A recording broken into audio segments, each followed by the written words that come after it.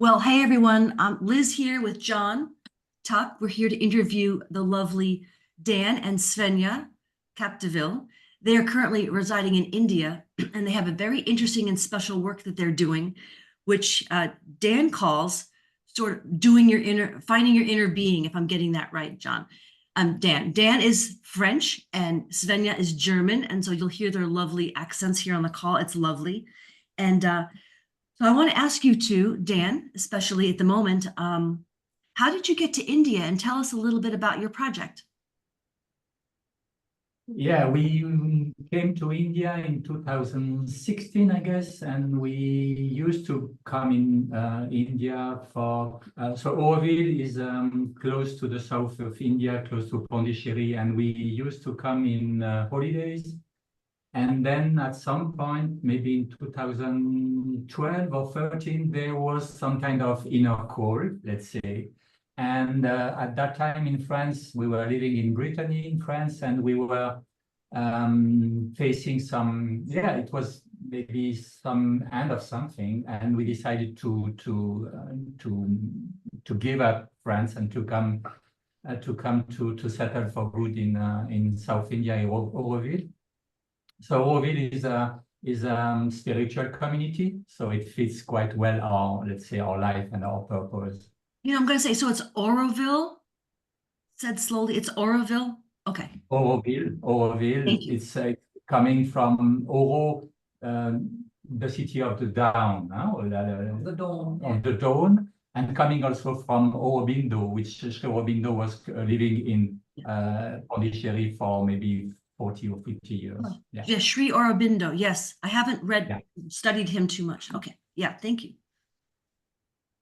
So and then in maybe the seeking. So you told about finding the inner being, but the title of the project is Seeking Our Inner Being, because I mean it's quite a different, because the challenge is really to see how is it possible to shift from seeking to finding something, and to establish and to implement really this connection with our, let's say, inner being.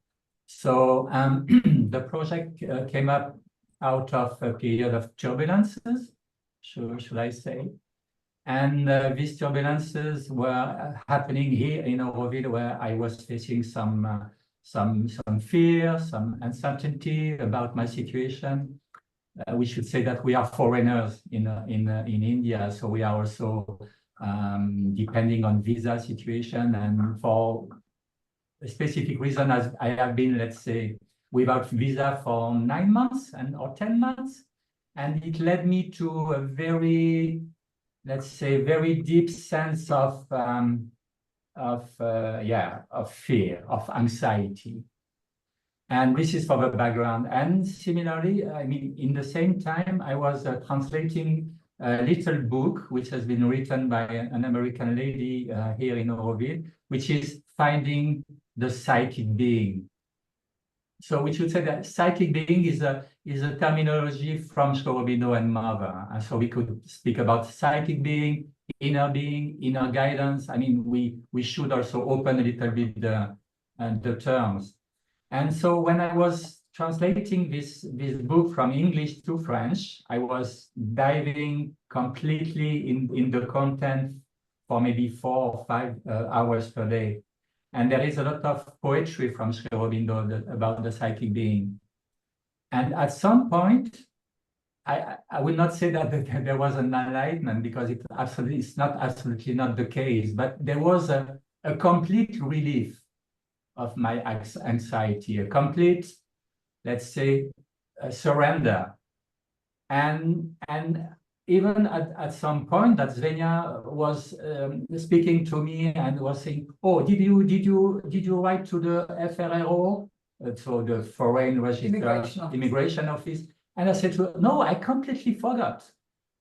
And then I could understand that there was really some kind of inner split, you see, something which is much related to human stuff and something which is not human, definitely not human. And the more I was translating and diving into this thing, the more I was nourishing something within myself. And then, yeah, and this is the, let's say, the whole purpose of this work is how to find a way to distinguish within ourselves what belongs to our human part and what belongs to our, let's say, more, let's say, divine part. And still it's completely mixing and merging sometimes, but there are possibly some indication and some insights, some emotions, something which are in the edge of the humanity, of our humanity, I would say. And then I start to discuss a little bit the topic with Svenja, with different people, and they say, yeah.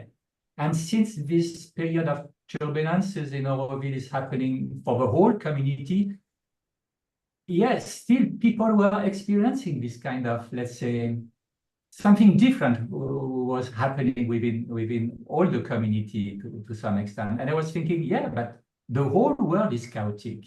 And would it be possible that people all over the world would experience some kind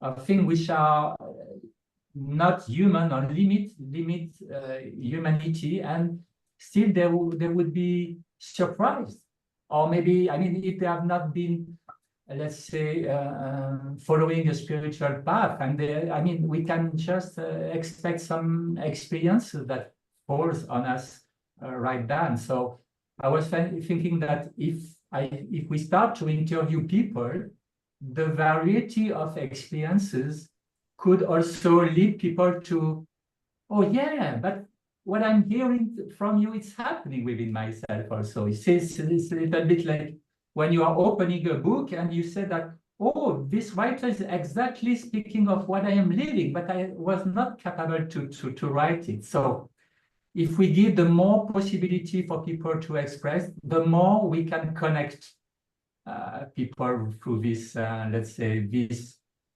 new shift of consciousness, would I say? Great. So Dan, this is where I'm going to jump in. This is so lovely. Thank you. So how do people enter in to seek their inner being? How do you help them? Like I have an understanding, like a la Rupert Sheldrake, that if one person finds awakening or one person advances, you help the entire world.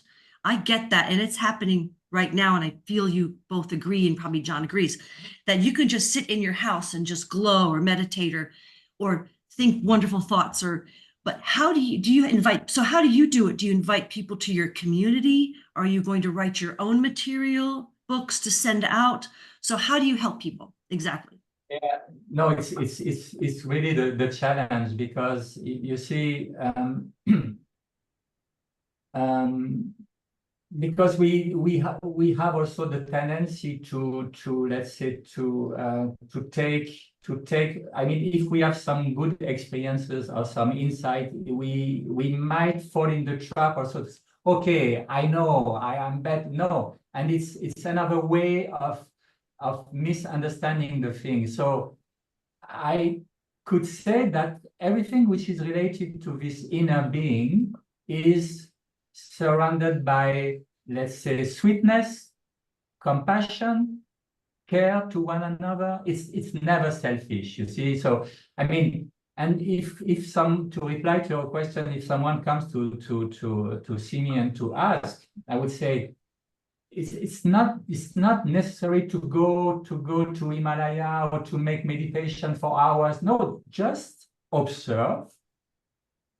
Just look within yourself and observe what is happening, and try to distinguish from which part what is happening within yourself is coming from something, from which space, let's say, from which field. Because this inner being thing is also expressing itself with qualities, with energy, so it's complex, but we still have some hints to grasp it, I guess. Right. Maybe people don't have to come to your community at all. Maybe they're just picking it up from what you're doing, like from your other reachings, the other magic. So that's maybe what you're talking about. I think I just figured it out. Light dawns on Marblehead here.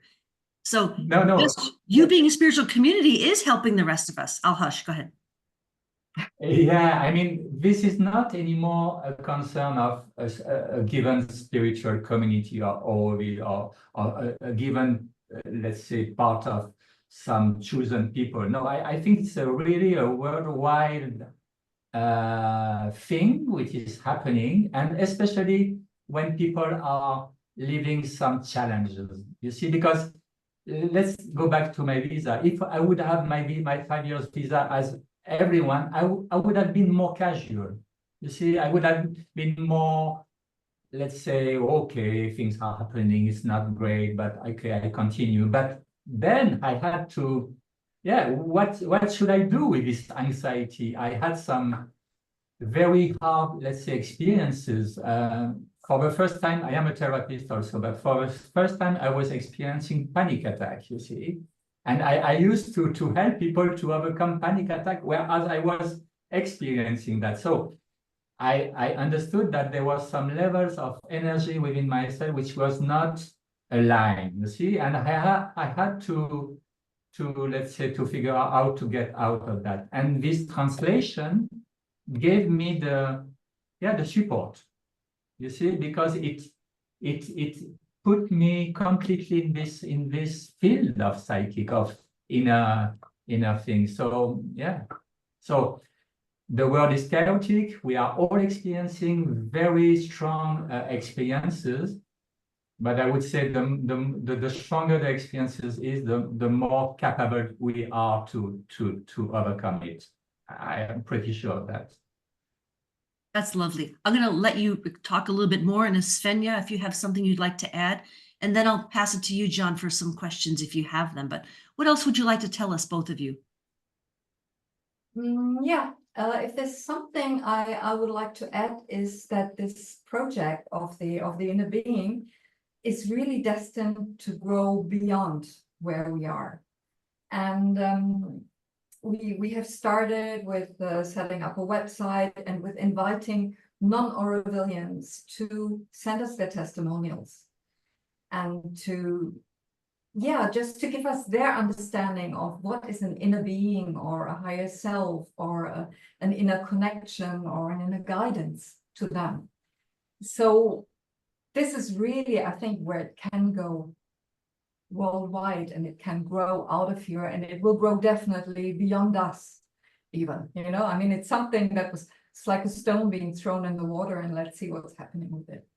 So yeah, and it doesn't belong to us. I mean, nothing belongs to anyone anyway, but because we have no sense of property whatsoever. But yeah, it's it's a way to express the variety, because we are so numerous human beings, and everyone has his own, I mean, capacity to connect. And it will be, there is no, like I said, there is no template, there is no good way of doing things or not. It's only how to find this inner connection, and to choose to follow this, let's say, because then there is the path is clearly distinguishable. Okay, shall I do that or shall I do that? Yeah, it's like, right now we have about, I'd say, 30 plus interviews on the website, and people are looking at the same questions. They're always the same 5 questions that are asked, and the number of answers we're getting are totally differing and totally different. And I think this is what Dan meant also by people can just pick up whatever they need in there and maybe find their own answers and assimilate it in their own way. Right, so you're building a community. You don't have answers for people. You don't have a teaching.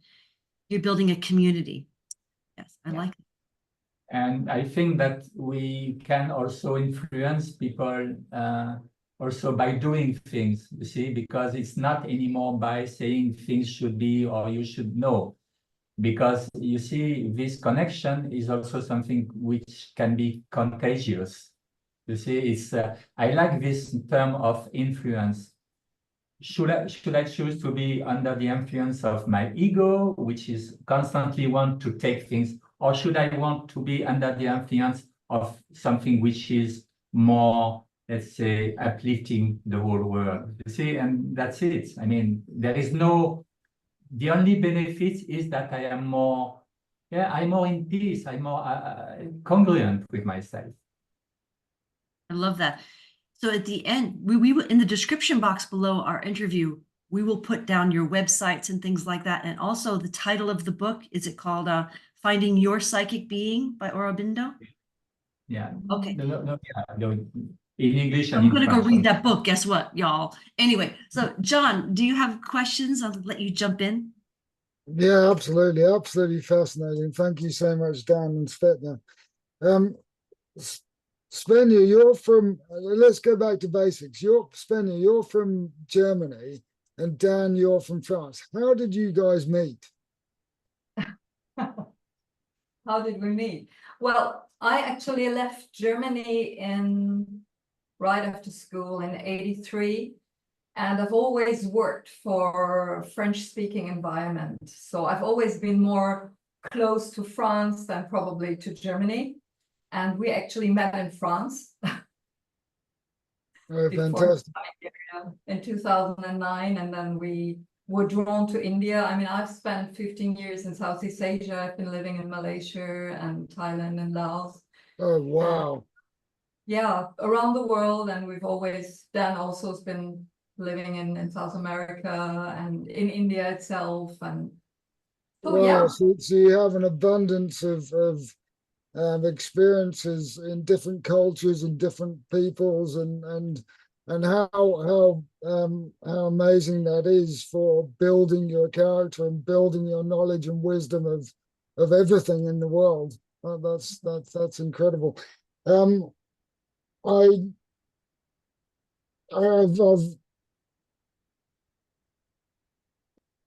one of the things that I was thinking while you were discussing stuff was that perhaps what you're discussing is evidence of the global awakening that we're experiencing at the moment. Is that what you're alluding to? You want to answer that? No. Yeah, well, I think well, that's what Dan also mentioned earlier. You know, the world's going crazy right now, and there is this critical mass that can be coming up and creating that shift of consciousness that we really need to get things moving and get things changing and help as many people as possible to become aware of what's going on. No, that's just fantastic, because I mean, from a broader perspective, it's my understanding that the Earth is actually moving, and indeed the whole galaxy is moving into an area of the universe of a higher vibration. And although we can say that and we can measure it using the Schumann resonances, do we actually see direct, tangible evidence of it happening?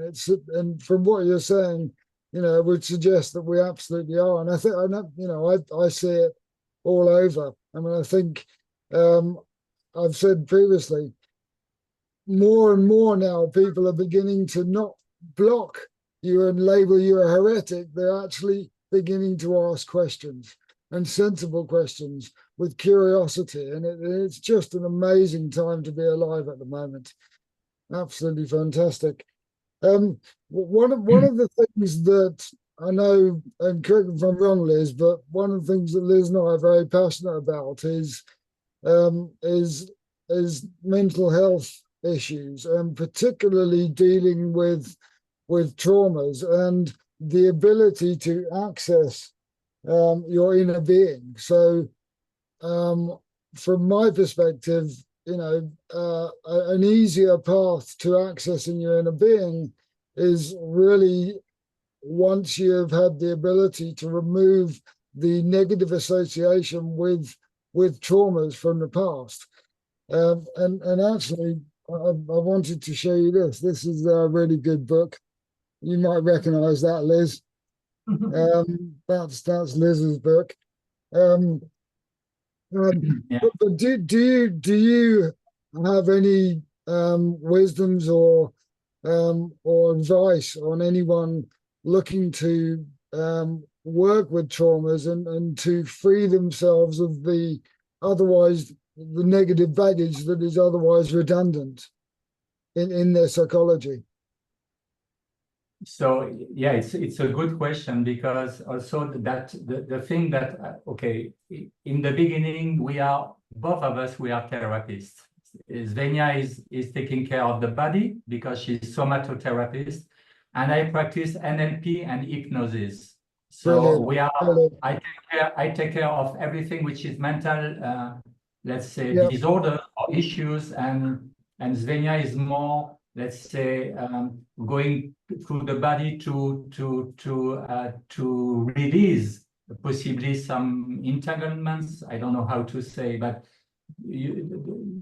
the point is good, because at some point, this is maybe a little easy for me to say that, but I think the ultimate healing process is in this discover of the inner being, because everything which is related to mental issues at some point is something which is blocked, you see, within the behavior. And I can say also that I became a specialist of, let's say, OCD or addictions or sleeplessness, because I had to overcome these things.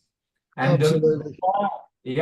and this is very interesting that you raise this point, because we can find this way for the inner being only by self-observation of our own mechanism. How is it possible that something in our environment is triggering some thoughts, which is triggering some emotions, and then some bodily, let's say, consequences? If we are not capable to see this stretch of time unfolding, you see, starting from one point to another point.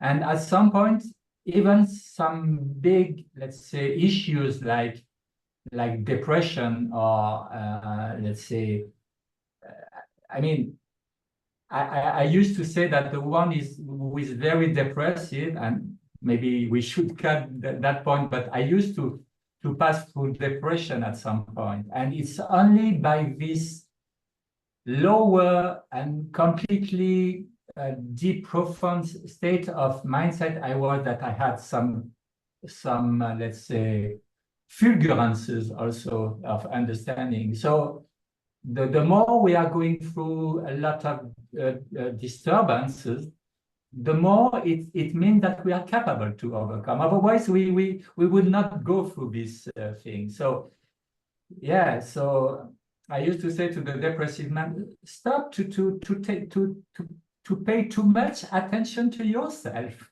You see, because it's constant, let's say, struggle. Should I pay attention only to my body, my emotions, my thoughts, everything which I think belongs to me, or should I take some more attention to something which is more, let's say, deeper, you see, and something which finally which is not human to some extent? And then we start to, that could be another way, that could be another possibility for me to go, not taking too much importance of everything. But so it's easy because of course there are wars and disasters, but for us Occidental Western people, and we are gone through a lot of experiences that are completely built from nothing. So we have to take a little bit of distance and to try to, what am I experiencing right now? Where does it come from? You see, and then we go little by little by little. No, fantastic. And what a beautiful partnership you have between you. Absolutely almost symbiotic, you know. I come to the end of some, let's say, because NLP and hypnosis are very short, let's say, therapy. It's brief therapy. Brief therapy, 1 session, 2 sessions, because we we dissociate hypnosis, we go through the subconscious, and we can, let's say, reveal some things. But when I reach some kind of, let's say, final stage, okay, let's go with Svenja now and go through the body, and then fantastic. Absolutely fantastic. So how can anyone who's interested get to you and take advantage of what you're able to provide? You mean in terms of the Inner Being project? Yes, yes, Yeah, and yeah. also your work as well. Also your work as well in somatotherapy, like your emails or your Right. websites. We will post them as well. But yeah, you go ahead and tell us.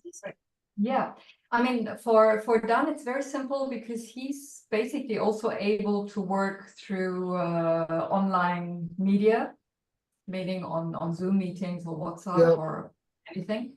For me, it's a bit more complicated because I need to have the person in front of me because I need to be able to touch. I'm a touch person, and I can't really work on over distance. So on my side, it's a bit more of a complicated. Excuse me, sorry, Svenja.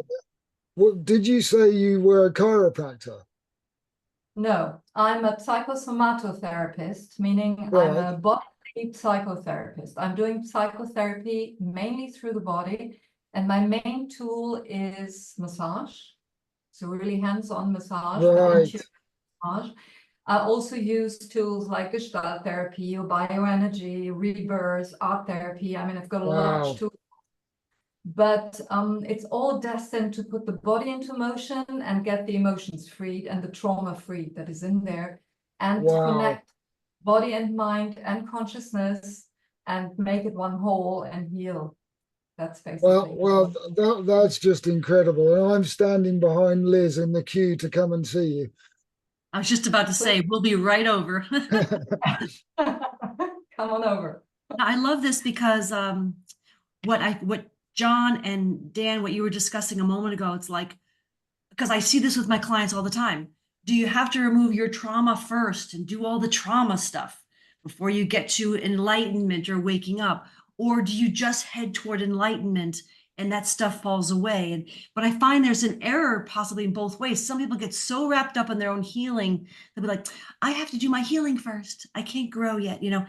And Madeline's here. So we have a guest who's joined, but that can get into its own crazy, right? And then there's people who just meditate, but maybe they don't look at their egos. They don't look at it's like climbing up Mount Everest or climbing a mountain. They're not seeing the blocks. They're just, they pass by. But I think that basically it's, as you said in the beginning of this interview, is like, it's a calling. So if you're led to just purely follow teachings, like, I'm a follower of Paramahansa Yogananda. So, for example, the Self-Realization Fellowship, whatever, you follow something and then you're just led to and have insight to do the right things. This is what I hear you guys saying, whether it's to take a pause and work on a trauma or heal, go to a somatotherapist. So I think some of us get stuck. I have been stuck in a path like, I have to do the healing first. But now I advise my clients to do it concurrently, to move toward enlightenment and get the healing along the way if you feel like. But you don't focus on, oh my God, your trauma, because sometimes we keep telling the damn therapist, the CBT, the cognitive behavioral therapist, my problems every day, reliving it and remanifesting the changes and the problems every day. Yeah. So I think, go ahead. Yeah. So I think about these issues of where to fall. Go ahead, Dan. No, I would say that there is no such ideal moment to start one thing, because people sometimes they say, okay, I should get rid of that, and then I will focus on my spirituality. But the thing is that, you see, and sometimes people come to see with hypnosis, and I want to get rid of that. I go, no, the best way is not to erase something. The best way is to transform. How is it possible to start from where I am and take that as a chance, and to be grateful for that, because exactly what happened with my visa, I had to cope with something, and that led me to something different. So do not procrastinate and start from where you are, with what you are, whatever it is, and try to observe, to pause and to look within yourself and to see this possible different ways to do things and try to do things differently. And when there is something which is happening, why that is so it's completely different. There is no, I mean, it's up to us very much. No. It is our life journey, isn't it? It is. Yeah. Yeah, and I think you make a very good point, and something which I have considered a lot in the work that I do with clients, and that is the fact that you're not, I mean, I talk about removing traumas a lot, and that's kind of the crux of what I do. But your point that you don't necessarily want to remove them, you want to transmute them. And I kind of do that in a roundabout way, but not as, I don't explain it as concisely as you have. So thank you. I think we both do that as well. We actually do transformation, but we don't use that wording. But I think we're all in agreement. I agree. Yeah. Because if we sorry, because I start to be passionate, but if you see one individual and nothing happened in his life, so he might have let's say a future which is quite narrow, and if you have another individual where a lot of things happen, it's obviously it open a lot of more is framework to work and to evolve.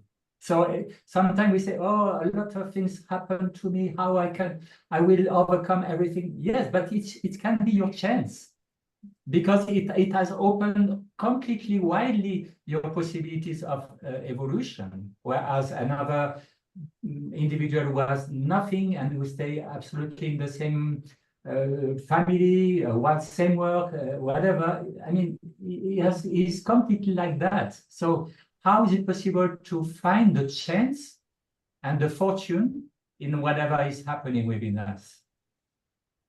I love that. Well, we're going to be ending this very shortly. Any final words, you two? Thank you for having us, invited us. Thank you very much. No, it's okay. Absolutely, yeah. And I feel enlightened as well. Thank you, John. Yeah. No, thank you so much for that. That's been an absolutely amazing story, and as I said, what an amazing partnership you guys are. Yeah, so thank you so much for that, and yeah, we look forward to hearing more in the future. And yeah, as Liz said, we'll post all of your information below the link, and yeah, we look forward to hearing from you again in the future. And field trip. So. Yeah. But thank you both so much. Thank you so much. It was so lovely to speak with you people. And I know that you're going to be a nexus point for spreading the goodness. And you may not even know the people, the lives you touch, because they're going to be out there feeling your energy, and you're going to be feeling their energy. So thank you. So thank you very much. Thank you very much.